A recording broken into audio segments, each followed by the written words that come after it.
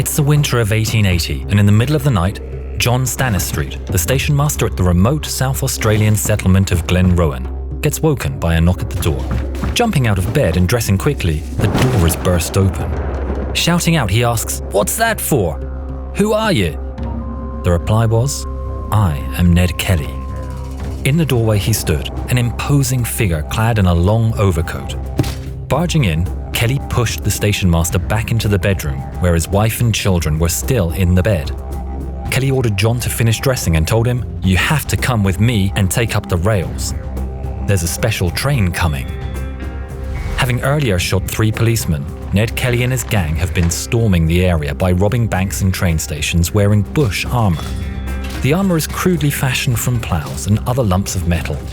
The South Australian police have tracked him down using Aboriginal trackers, who know the country even better than Kelly and his gang.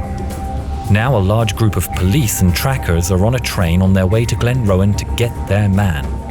Kelly knows that unless he stops the trackers, the police will always be onto him and the 3 others in his gang.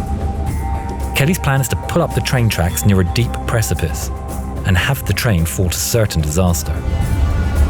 Dragging the station master from his house, he sets to work. They dig at the tracks and set their trap. With some time before the train arrives, the gang gather up the small population of Glenrowan and take them hostage at the local hotel. Kelly's gang are known for their good humour, and he is somewhat of a local folk hero. When he robs the banks, he burns the records, making it difficult for them to reclaim their loans. When he robs a bar, he gives free beer to all the locals. But the police are finally catching up with him, and Ned and his gang are getting desperate. Despite his reputation, in the hotel, the hostages and the station master are told in no uncertain terms that if they try to signal the oncoming train, they will be shot. Ned has miscalculated the arrival of the train, and a long wait sets in. So Kelly and his gang decide to entertain themselves and their hostages while they wait. A teacher by the name of Thomas Curnow gave an account of what happened. Dan Kelly, Ned's brother, a short time after I entered the hotel, asked me to have a drink with him, and I drank with him at the bar. About 3 o'clock in the afternoon, Ned and Dan Kelly called several of the prisoners to engage in jumping with the hop, step and jump. Ned Kelly joined in with them and used a revolver in each hand as weights. The gang engaged in drinking and insisted music be played, that people danced and songs be sung, some of which were about the Kelly gang. Some of the gang overindulged themselves, but Ned stayed sober. With the time dragging on, the teacher convinced the Kelly gang that his wife was ill and he had to take her home. Amazingly, the gang allowed them to leave, with the warning that they would be regularly checked upon, and if he were to try and warn the train, that they would be silenced permanently. Once home, the teacher was racked by his conscience. He later said, "I could not rest, and I felt I must perform what was clearly my duty. I heard the train coming in the distance as I was harnessing the horse, and I immediately caught up the candle, scarf and matches and ran down the line to meet the train. I ran on until I got to where those in the train would be able to see the danger signal for some distance. I then lit the candle and held it behind the red scarf. The guard on the train saw the signal and shouted out, 'What's the matter?' The teacher shouted back, 'The Kellys.' The driver slammed on the brakes and the train screeched along the track. At the last second, the train stopped, just in time. The police, the trackers, and several journalists disembarked from the train. The police were told many times that the Kelly gang were wearing armour, but they dismissed it as nonsense, maybe the overactive imaginations of the settlers, or a joke. The police set up their positions, surrounding the hotel, and a siege began. Reporting on the siege, the Australasian sketcher said, "The first brush was exceedingly hot. The police and the gang blazed away at each other in the darkness furiously. There was nothing but a succession of flashes and reports, the pinging of bullets in the air, and the shriek of the women prisoners in the hotel."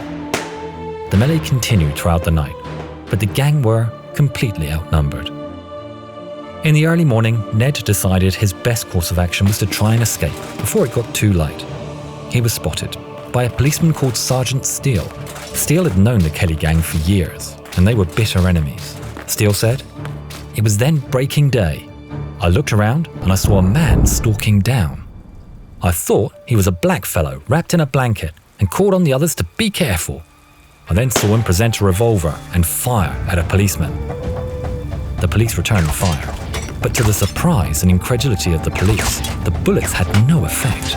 One shouted, "He's a madman!" Another, "He's the devil!" and "He's the bunyip!" Kelly began laughing. He taunted the police and shouted to his gang in the hotel to restart the fight. This carried on for 10 more minutes. A journalist wrote, "With the steam rising from the ground, it looked for all the world like the ghost of Hamlet's father, with no head, only a very long, thick neck. It was the most extraordinary sight I ever saw or read of in my life, and I felt fairly spellbound with wonder, and I could not stir or speak." However, Sergeant Steele was a cooler head. He later said, "I could see the bullets hitting him and staggering him for a moment. They had no further effect.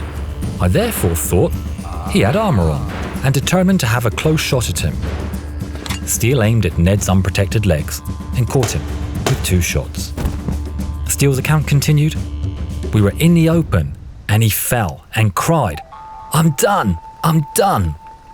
I ran up to him then and he turned savagely and tried to shoot me, but I pushed the revolver down.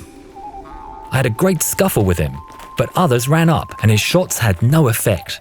We found a bag of ammunition, and when we divested him of his armor, we found that he was weak from loss of blood. I was strained in the scuffle, but we got our man." Found guilty and sentenced, Kelly's last words were, "Ah, well, I suppose it has come to this." Kelly has since become an Australian folk hero. His armour still survives and can still be seen today at the State Library of Victoria.